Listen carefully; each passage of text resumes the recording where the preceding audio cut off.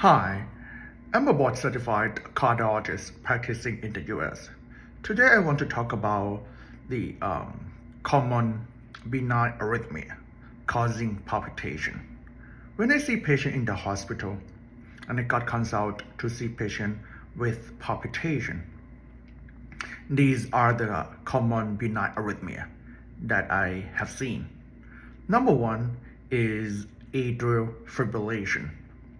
Number two is atrial flutter. Number three is SVT, stand for supraventricular tachycardia. These are benign arrhythmia causing palpitation. And I call it benign because most of the time they are not causing any life-threatening complications, except in some patients who have very, very weak heart or congested heart failure, and that can create a serious complications.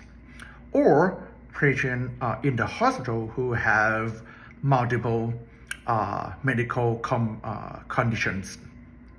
For example, severe infections. These arrhythmia can make those conditions worse.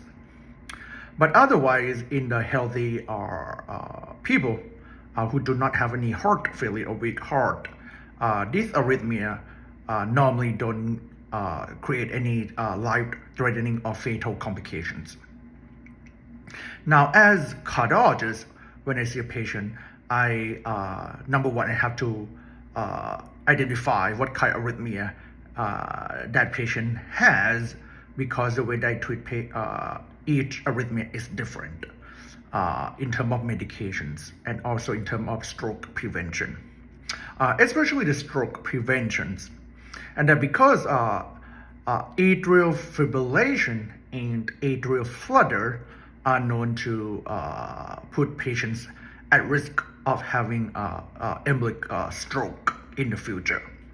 And that because people who have those arrhythmia, those two type of arrhythmia, the blood that's during that time, the blood in the top chamber of their heart, especially in the left top chamber or in the left atrial appendage structure, the blood is flowing slowly.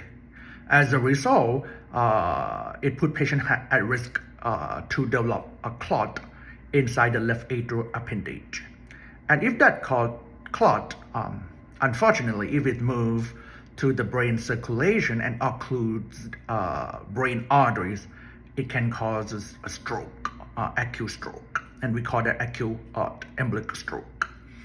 As a result, people who have atrial flutter or atrial fibrillation, I'm gonna consider a patient, consider them to take a stronger blood thinner medications to prevent blood clot formation in their left atrial appendages. And that depends on multiple risk factors.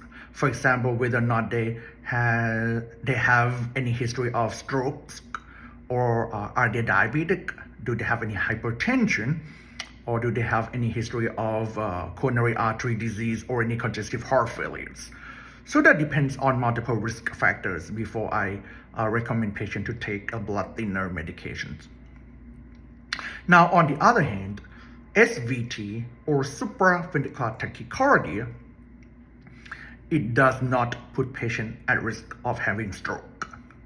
As a result, patient doesn't have to take any blood thinner medication for that.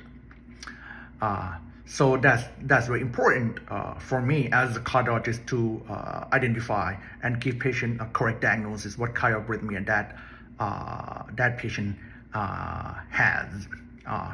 Hope you learned something today. Please subscribe to my YouTube channel. Follow me on my TikTok page, Instagram, and Facebook.